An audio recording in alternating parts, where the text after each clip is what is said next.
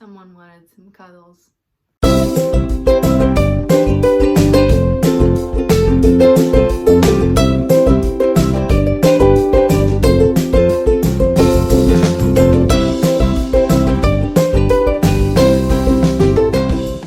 Hello everybody and welcome to my channel. My name is Marissa and you're watching Life After the Fontan. For those of you that are new here, please be sure to check out my introduction video. For those of you returning, thank you for coming back. Welcome. Before I forget, please remember to like this video, subscribe to my page, and turn on notifications if you'd like to be one of the first to hear about my upcoming videos. Today will be part one of a two-part video series discussing my story from the day I was born up until today, being 24 years old. Next week, you can check out part two for. So let's get right into things and discuss my story with congenital heart defects. The very first question that most people ask me regarding my congenital heart defects is, did your parents know before you were born? And the answer to that is no. My parents did not know I was postnatally diagnosed. 24 years ago, technology was not as advanced as it is today. So that wasn't really uncommon to be postnatally diagnosed. In today's world, technology is so advanced that many cases are diagnosed prenatally. Still, a few could be diagnosed postnatally. My mom spoke up when I was born because she was the first one that felt something was wrong. So it's a few hours after I'm born, my color's looking a little off. I'm not necessarily blue, but I'm not pink like a baby should be. I was more ruddy, which is like a deepish reddish color. And my mom continued to ask the nurses and the doctors, like, oh, is something wrong with her? Why does she look like that? All of those things. And most people had told her it was fine. That's how a baby is, it's fine. But one nurse agreed with her and decided to check my pulse ox. Pulse oximetry monitors your oxygen levels in your blood.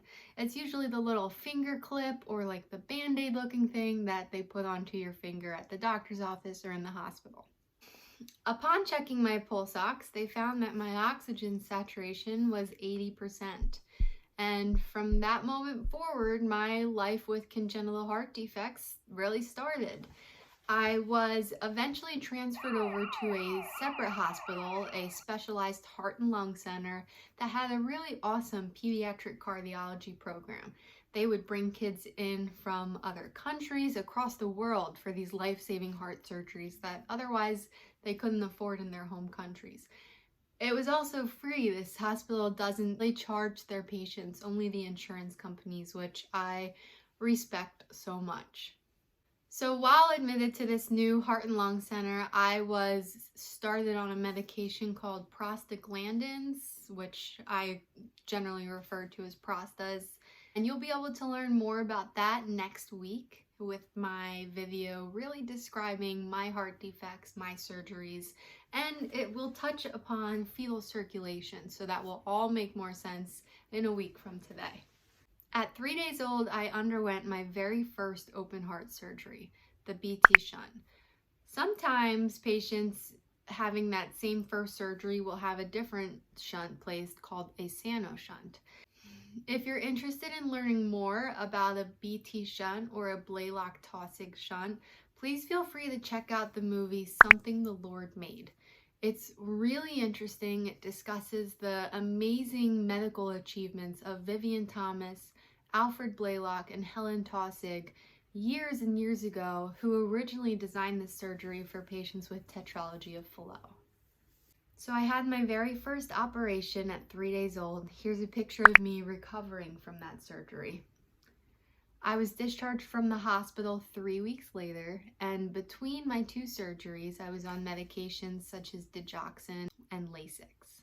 Here are a few other pictures I would love to share with you from my stay after my first surgery, actually. It's really funny to see these pictures now just because I work as a nurse in a pediatric cardiac ICU, and I can't even tell you how many times I've been the nurse in this picture helping a mom or dad feed their baby for the first time.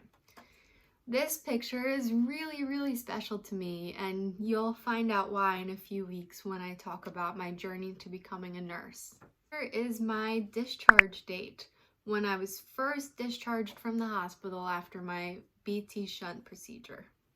From my first surgery to my second, I had weekly appointments with my pediatrician to monitor my weight gain. My formula was also fortified just to make sure I was taking in extra calories. I was a really terrible feeder. Apparently I had to be asleep to feed. I had to eat every 4 hours. I would only fall asleep if I was listening to the Barney theme song. I don't know why I had to be like that. I definitely don't need to listen to Barney to eat today.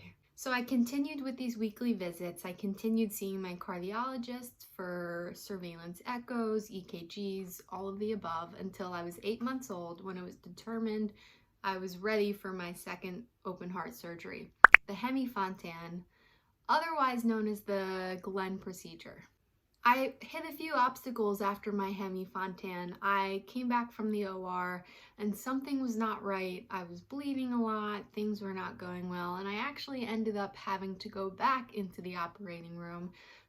So they opened my sternum again. I'm actually not sure if they had to put me on the heart and lung bypass machine again. That's something to look into. And then I eventually returned from the OR the second time and things were much better. However, over the course of the next few days, my parents noticed that something wasn't right. I wasn't the 8-month-old baby I had been just a few days prior before coming into the hospital for my surgeries. It was found that I had 2 lacunar infarcts during my hemi-fontan surgery, which is actually a small stroke. Thankfully, I have no lasting impacts from those strokes, no residual effects. Kids are so strong and they can overcome so much. If I had those strokes when I was older, I probably would have some lasting impacts, but I didn't from when I was 8 months old, which I'm very thankful for. I was discharged from that hospital stay 2 weeks later on medications such as captopril and Lasix.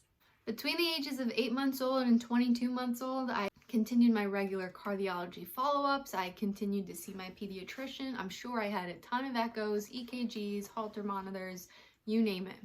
At 22 months old, it was determined I was ready for my big Fontan procedure.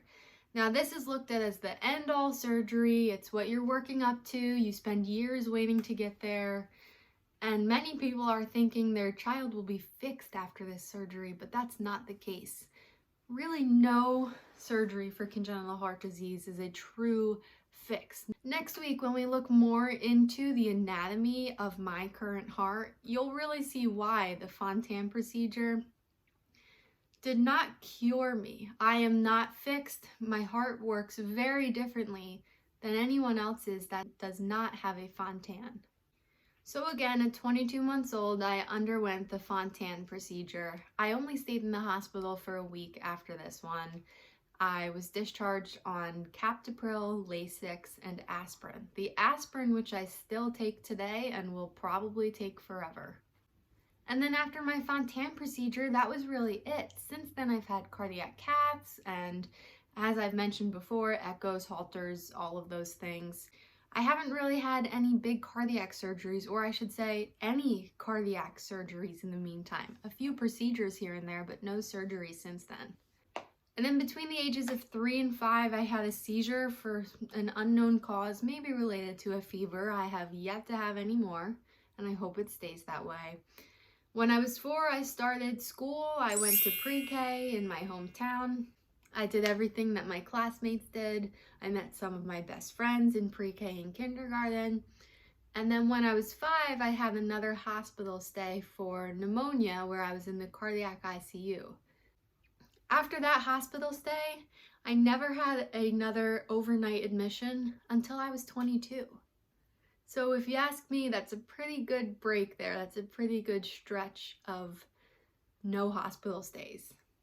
Here is a picture of me at home recovering from likely my 3rd procedure, the Fontan procedure at 22 months old. You can see my new scar that I have down the center of my chest. And then if I had to guess, this picture would be from when I was 5 with the pneumonia in the ICU. And it's so funny that Barney is in the background because he was such a big part of the beginning of my life. So next week we're going to talk about the rest of my story from that hospital stay up until now when I'm 24 years old. I am really excited to share the rest of my life with you guys, and I hope you will tune in next week to hear more about life after the Fontan. Thanks for watching and have a great day.